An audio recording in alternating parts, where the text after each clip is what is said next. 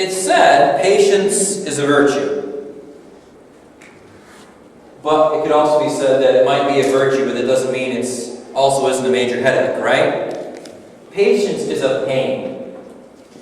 Throughout my life, I would say my ability at being patient could be described as hit or miss. In one moment, I could wait for hours on end. But in the next, well, 5 minutes can be a stretch. Sometimes my ability to endure is determined by how much enduring I've already done. I might be patient in the morning, but in the evening, not so much. When we're cooking dinner, I generally tend to have absolutely no patience. You got the smell of everything coming up. Hot Sundays are brutal. This is something that Sarah and I both share. It's absolutely irresistible to not stick your finger in the frosting, right, before it's time to eat the cake. Because nobody here has ever done that. I simply have no patience to wait until it's done. Especially, we just had a corned beef the other day, and, we're picking through it before we're even supposed to eat dinner, right? The cabbage isn't ready yet, but we're picking through the corned beef. It's just like a potluck. You say you're checking to make sure everything is okay, but I know what's going on in there. I know what you're doing. It's extremely hard to be patient, isn't it? Especially when the fruits of your patience take such a long time to materialize. In fact, sometimes you have to be patient for something that you know that you're never going to see. Or maybe you've convinced yourself you're never going to see. Patience can be a lot like baking. Some things take longer than others. Some things can be finished a little quicker, while others, well, they take a long time, don't they? You can't rush things. If you pull out your project too soon, you'll generally, at some times, be not as good as it should have been. At other times, it'll be ruined completely, won't it? The more work you put into something, the more patience that's required in order to get the reward. Throughout the book of James, we're given over and over some very difficult and involved directions as to what it means to be Christ-like and how we are to accomplish the righteousness of God. We are told to count trials as joy. Good luck with that. We're told to be quick to hear, slow to speak, and slow to anger. Good luck with that as well. We are told to be doers of the word, to give mercy as it has been given to us. This is not getting any easier, is it? We are told that mercy triumphs over judgment. That to control our tongues and to speak nothing but peace and love and mercy. We're told that true wisdom, the most effective weapon in the kingdom of God, is first pure, then peaceable, gentle, open to reason, full of mercy, good fruits, impartial and sincere. If you want to look that up, that's James 3:17. It's worth writing down. We're told to sow peace to accomplish the righteousness of God. But in the midst of this, we find not too many microwave dishes, do we? We don't find too many things that we can stick in, push a button, and 30 seconds later we're done and over with, can we? None of the various calls in James involve instant gratification. In fact, they all involve investment and time. Every single one needs patience and endurance. I like to tease my sister Heidi because for a long time she would only cook using the microwave. And so whenever my parents would go out of town, she'd look at this full fridge and go, "There's nothing to eat," because there weren't any instant, those little pizza rolls. There wasn't anything she could cook in the microwave, and so Heidi would starve. And so we'd always joke and say, you got to make sure you pack the freezer for Heidi before you go, because Heidi's going to starve otherwise. She'd constantly only these little microwave things. Well, the book of James wouldn't work too well for Heidi unless she got off that microwave.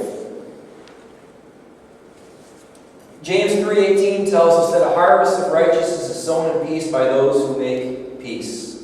James 3:18. But it doesn't tell us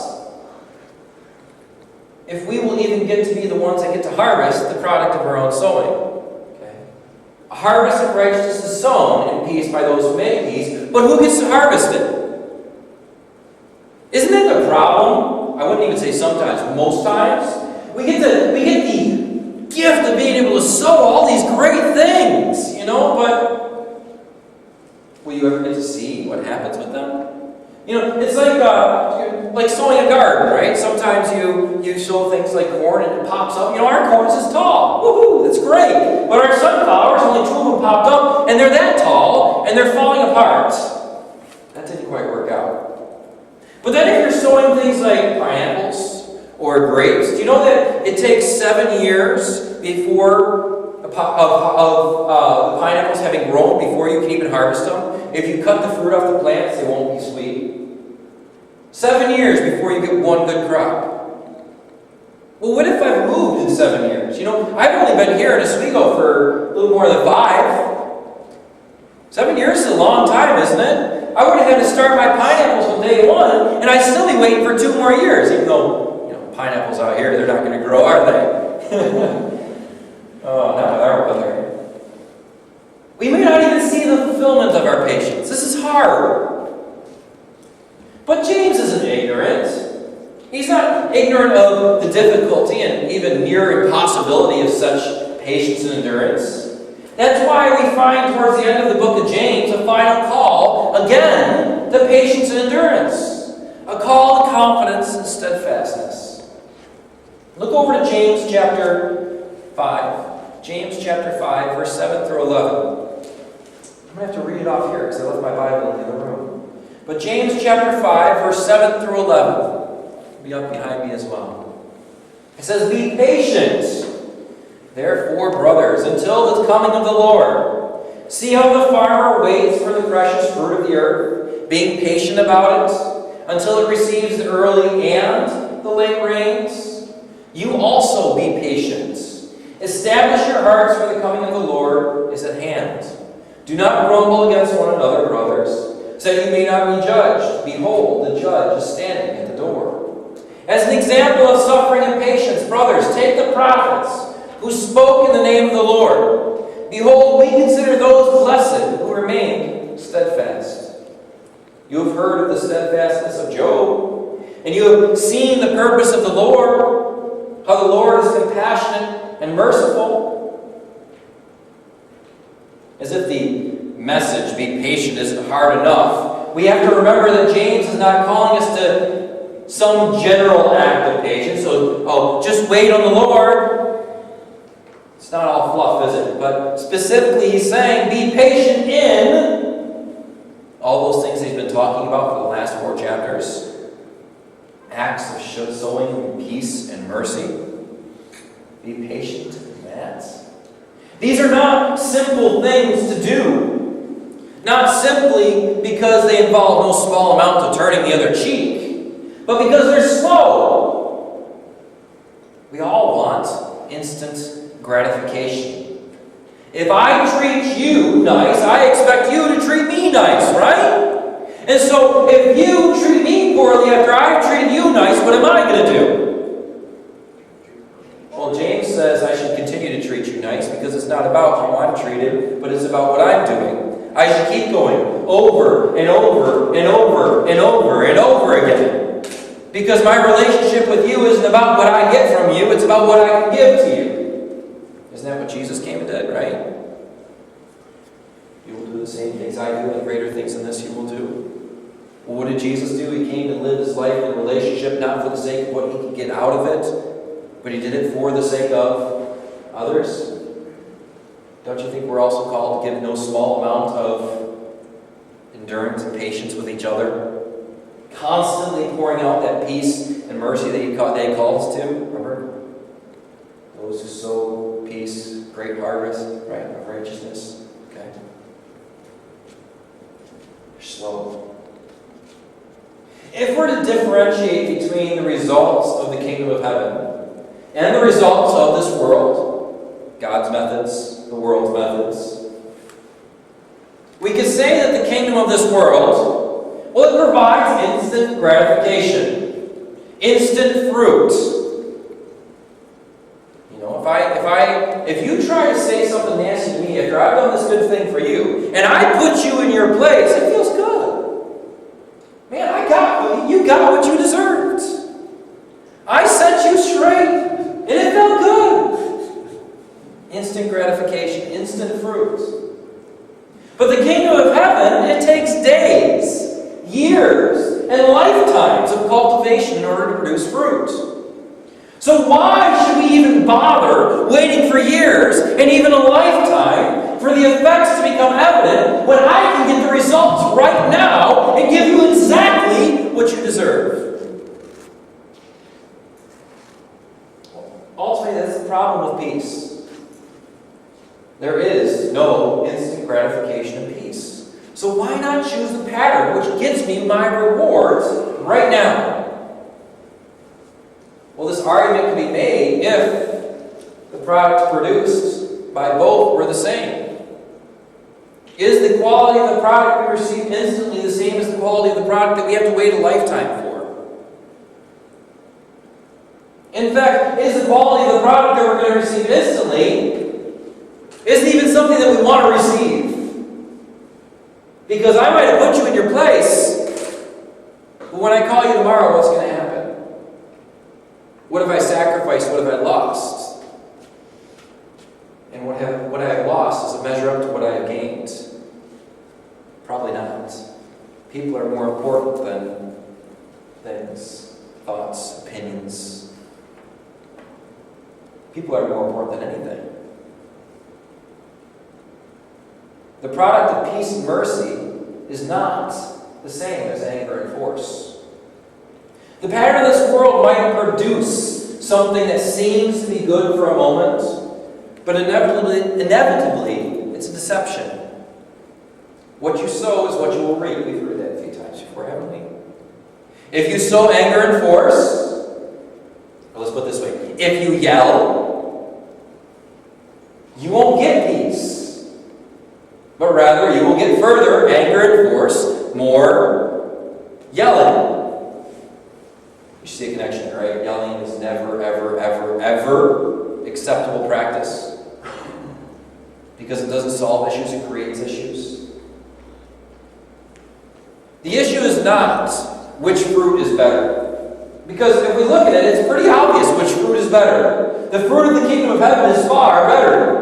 The question is, do we believe that the fruit is good enough to be worth waiting for? That's the question we need to ask ourselves. Because it's not a matter, because deep down I think we actually believe that the fruit of the kingdom of heaven is better than that instant gratification. Our question then becomes, is it worth sowing over and over and over again? Is it worth waiting for?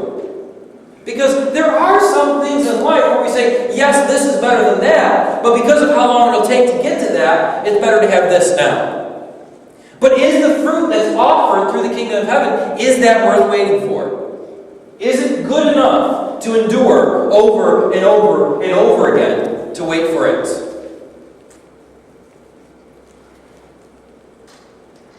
Although, when James calls us to patience, he's implying much more than waiting. You'll never be patient through any circumstance if you do not believe that there will come an end to it. If you don't believe all these struggles, all these fights, all these problems have an end. If you don't believe that God actually has a solution, it doesn't matter how much you think the fruit is worth it. You won't endure. You won't be patient. You have to know what's at the end in order to deal with what's right here, right now. Notice that patience has just become about faith. Choosing not to raise my voice, choosing not to criticize, choosing not to be forceful, do we understand that that has just become a faith issue? Yelling is not just unwise, but it is a faith issue. Do I have the faith to abandon the methods of the world? Notice that in verse 11, James tells us we know the plans of the Lord. We know that He is compassionate and merciful. To be patient and steadfast, as James calls us to, is to have faith in who we know who the Lord is. So our patience is a statement of faith. Therefore, our impatience, or our choosing the methods of this world, is a statement of a lack of faith. It is to believe that God really is in control, that He really is working, and there really is something worth waiting for that will be produced. While James brings quite a few elements of what it means to be righteous and to love, it can be very broadly summed up by Romans 12:21. Everything James says in his whole book can be summed up in James 12:21, in Romans 12:21. Do not be overcome by evil, but overcome evil with good. Within the context of James, there are some very clear atrocities being committed. But these atrocities that are happening, these trials, that are, if you don't read through chapter 1, are not what's happening because of natural disaster or hunger. But rather, what's happening is the direct result of individual people inflicting trials and tragedy upon each other. James is saying, be patient with that person who's trying to hurt you. Oh, this becomes a whole lot more complicated, doesn't it? We're not just called to be patient with our circumstances. We're called to be patient with difficult, hateful people.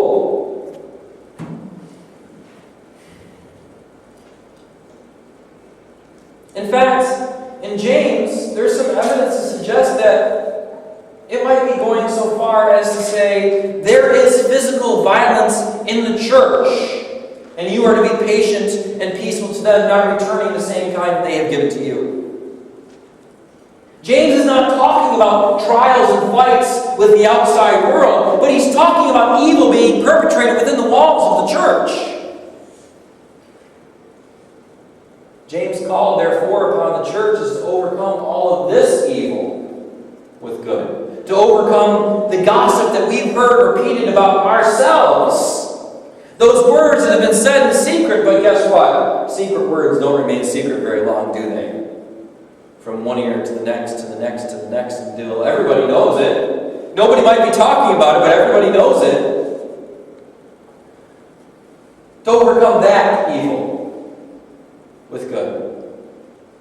He says, when you reap fruits of evil, when what you're harvesting is all this maliciousness, this sarcasm, to take that fruit and sow the seeds of peace. This is the pattern of God, and this is what James is calling us to have patience in. Peace works if we trust and allow it to. It works in our marriages, it works in our families, it works in our relationships, and it works in our jobs. And it works in our church. We personally will experience a struggle with the idea that by sowing peace into evil, we're somehow legitimizing evil. So instead we say, well, we're going to condemn and judge in a way which is itself evil. We say, well, I can't let them continue to do that. And so we in turn start to act in evil ways. But evil plus evil does not equal peace. It just equals a greater evil. No matter how we justify the evil action, in the end it still remains evil. Sometimes we like to cover up. We don't like using the word evil because it sounds so bad. So we'll say, we're using tough love. But how many times is tough love just a cover for justifying our actions because I don't want to change? Because I don't want to be patient? Because I don't want to trust that what God said to be true actually is true? When this so-called love is accompanied by raised voices, personal attacks, and hateful speech, we have to admit that it couldn't be any further from love. I found that many times when we call something tough love, it's because we don't want to change our own actions and admit that we are wrong. It has nothing to do with love. James calls anything other than the use of godly wisdom,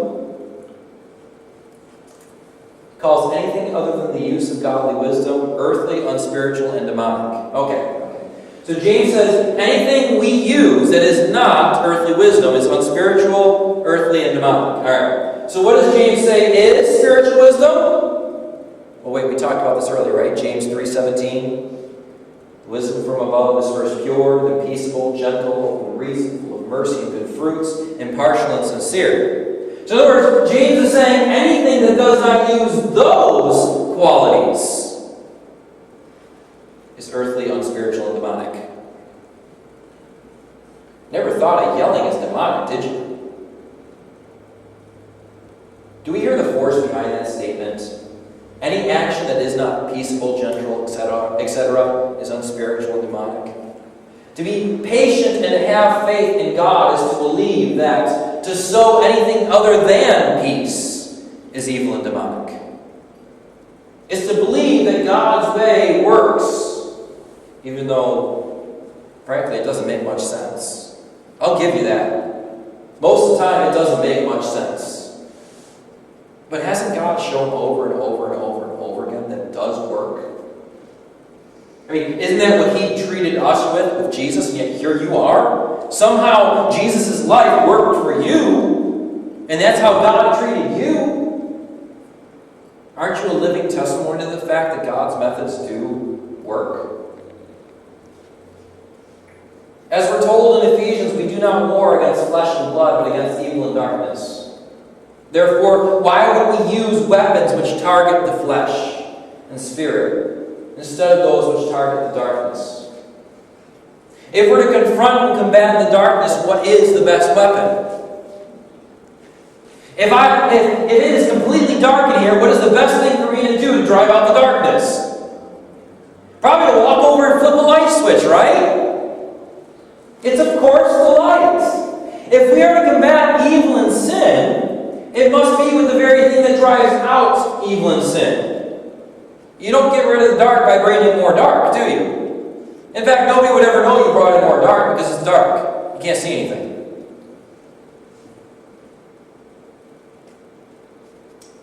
That is the wisdom of heaven.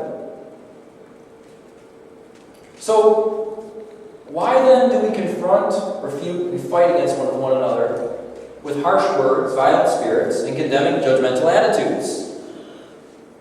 Why would we ever turn back to that if we know that God's way is the only way, and this is the way that He has laid before us? Because we somehow think that we can fix each other. We think that I can fix you. You've got problems, it's annoying, and it's driving me nuts, and I'm going to fix you by calling you out, by saying this or that, or so on and so forth. Or we're somehow responsible to fix others. But not according to God's image for them, but according to our image for them. To have patient endurance is to confront hate with peace, judgment with mercy, wrongs with grace, and to actually believe that it works. It's to radically believe that when God says grace and mercy is the answer to every situation, that it actually is. Look at the examples that James gives us of suffering and patience. Give me an example of one prophet who saw the redemption that he proclaimed actually take place. Isaiah, Jeremiah, Ezekiel, Daniel, Elijah, Elisha, Hosea, Amos. Not a single one. Not even Moses. None of them saw fulfillment of what they were sowing. How much later did the Messiah come? How far did Israel continue to sink? Think about Hosea. He is told to take a prostitute as a wife because that's what Israel had become to God. He must care for children, which may or may not be his own. He must continue to love his wife despite her prostituting herself. In fact, in Hosea, it shows God and Hosea providing for their prostituting wives even while they are plying their trade. But throughout Hosea, we see a constant outpour of grace and the hope of return. God says, I will speak tenderly to her. I will allure her. He says, I am drawn to her like a moth. He says, my heart recoils within me. I cannot punish her. This was the endurance of Hosea, the prophets. And most importantly, the endurance that God has displayed towards us. We are called to patiently sow peace, grace, and mercy, hoping, like Hosea, that we will see the restoration or redemption that is the fruit of mercy and grace. Verse 11 reminds us that we have seen God's plan. We have seen His mercy and His compassion. In other words, we are the servant forgiven 10,000 talents or billions of dollars. We've seen it work. Grace and mercy have been sown into us, and here we are. It brought about redemption and restored us. The plan of God worked in us. We have seen it. We have more than enough evidence. So what makes the power of peace, mercy, and grace less powerful in your conflict? What makes it somehow less effective for your conflict in your family, with your friends, with your neighbors, than it was between the conflict between you and God? Romans tells us that while we were enemies of God, He came and He reconciled us. While we were enemies. While we were evil, confrontational, bitter, hateful, and sinful, God sowed peace, grace, and mercy, and it worked. As James tells us, quit complaining about each other.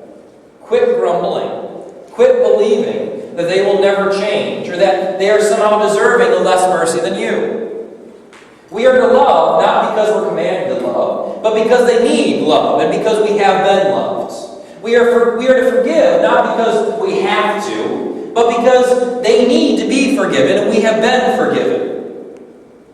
We sow peace, mercy, and grace because the world needs peace, mercy, and grace, and we have received quite a bit of it. We have faith that God's way works because it worked with us. We have patience because we were given patience. We must endure steadfastly, sowing grace and mercy without interruption. We can be patient because we know God hears our prayers. He answers us and works for our good. Love and peace do work, but they take time and consistency. Patience is consistency, integrity, and faith. The victory belongs to peace, grace, and mercy. The victory is in the hands of God.